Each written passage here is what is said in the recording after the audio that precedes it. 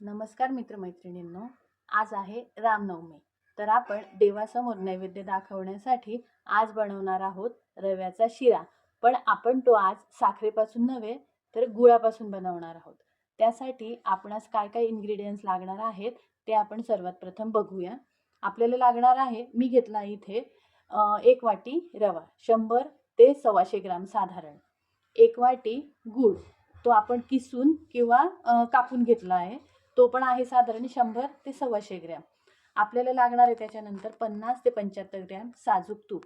त्याच्यानंतर शिऱ्यामध्ये टाकण्यासाठी आपल्याला लागणार आहेत ड्रायफ्रुट्स, जे आपण आपल्या इच्छेनुसार किंवा आपल्या आवडीनुसार घेऊ शकतो. त्याच्यानंतर आपल्याला लागणार आहे साधारण पाव चमचा वेलची पूड फ्लेवरसाठी आणि साधारण 1 ते 1.5 ग्लास पाणी. चला मग आपण सुरू करूया गुळाचा शिरा. गुळाचा शिरा बनवायला सुरू करूया. सर्वप्रथम आपण गॅसवर एक पातेलं ठेवून त्यात साधारण 1 ते 1.5 ग्लास पाणी गरम करायला ठेवूया. त्यात आपण जो किसून घेतलेला गूळ आहे तो गूळ, त्या गुळाचा पाक करण्यासाठी पाण्यात सगळं गूळ टाकून घेऊया.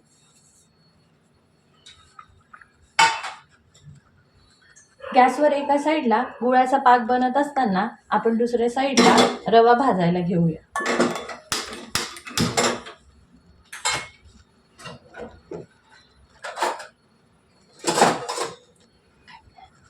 पातेल्यामध्ये जे साजूक तूप आपण घेतलंय 50 ते 75 ग्रॅम ते टाकून घेऊया आणि तूप चांगलं गरम करून घेऊया. कढई किंवा पातेल्यात तूप गरम झालंय. आता आपण त्यात रवा टाकून तो चांगला भाजून घेऊया. गॅस आपण मीडियम फ्लेमवर ठेवूया, जेणेकरून आपला रवा जळणार नाही आणि मंद आचेवर किंवा मीडियम आचेवर तो व्यवस्थित भाजलाही जाईल.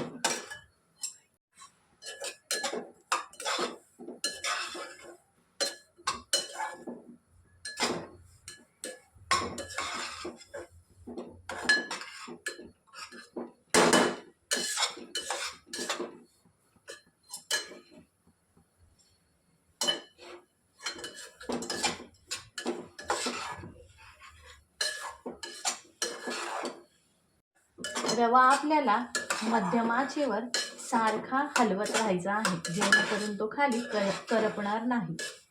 आणि त्याचबरोबर बाजूच्या गॅसवर ठेवलेला गुळाचा पाक ही आपल्याला अधनंमधनं ढवळून घ्यायचा आहे, जेणेकरून गुळही खाली पातेल्याला चिकटकणार नाही.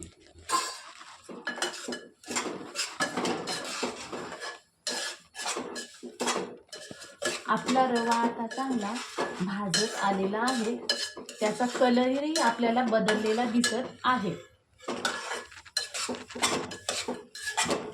रवा चांगला तांबूस रंगावर परतून झालेला आहे.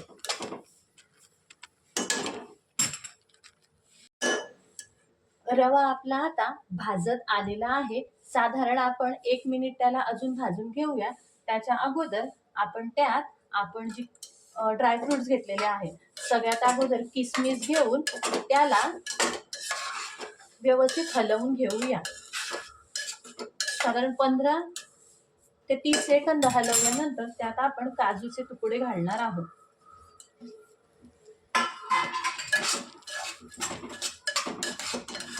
नंतर त्याला आपण व्यवस्थित हलवून घेणार आहोत. त्याला अजून आपण साधारण 2 मिनिटं भाजून घेऊया, जेणेकरून आपण रव्यात जी ड्रायफ्रूट्स घातलेली आहेत ती व्यवस्थितपणे भाजली जातील. एक छोटी टीप म्हणजे रवा भाजताना रव्यामध्ये ड्रायफ्रूट घालण्याची घाई अजिबात करायची नाही, कारण लवकर ड्रायफ्रूट घातल्याने ती जळून जाण्याची शक्यता आहे. रवा भाजल्यानंतर साधारण 1 ते 2 मिनिट अगोदर आपण ड्रायफ्रूट घालूया. आता मी 1 मिनिट अगोदरच घातलेले ड्रायफ्रूट जी किसमिस आहे ती तुम्ही बघू शकता, अगदी टम्म फुगलेली आहे. आपला रवा आता व्यवस्थित तांबूस रंगावर भाजून झाला. वेलचीची पूड जी घेतलेली आहे ती वेलची पूड घालूया. एकदा त्याला व्यवस्थित हलवून घेऊया.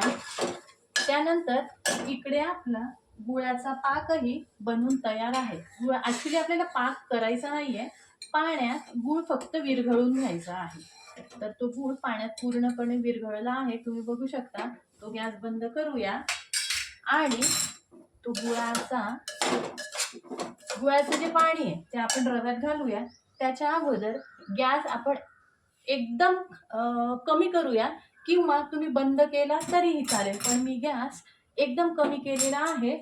आणि ते पाणी मी गाळणीने गाळून घेत आहे, कारण बऱ्याच वेळा काय होतं, गुळामध्ये कचरा वगैरे असं थोडं मोठं हे असतं, तर ते आपण गाळणीने गाळून घेऊया. आणि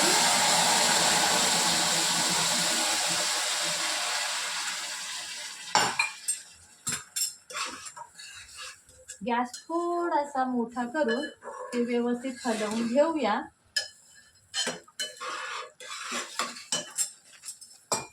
रव्यामध्ये गुळाचं पाणी ओतताना चेहरा गॅसपासून जरा लांबच ठेवूया. उरलेलं पाणी आता मी त्यात टाकलेलं आहे.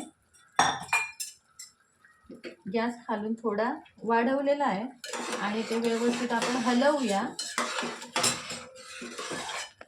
ते पाणी आपल्याला आटलेलं दिसतंय. रवा थोडा फुललेला दिसतोय. गॅस आपण एकदम कमी करूया आणि त्यावर 1-2 मिनिटासाठी झाकण ठेवून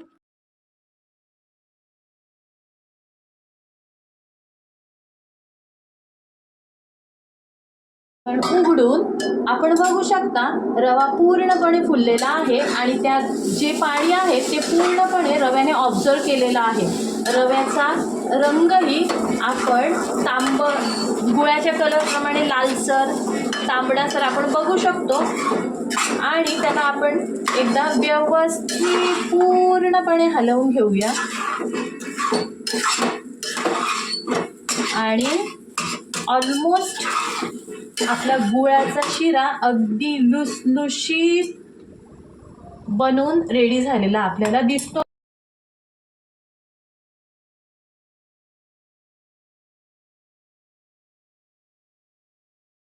आणि हा तयार आहे आपला नैवेद्यासाठी गुळाचा रव्यापासून बनवलेला लुसलुशीत असा शिरा.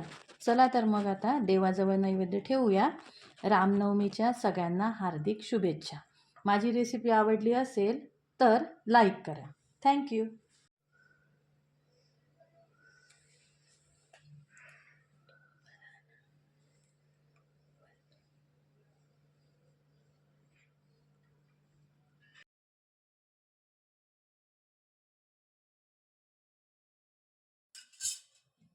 कढई किंवा पातेल्यात तूप गरम झालंय. आता आपण त्यात रवा टाकून तो चांगला भाजून घेऊया.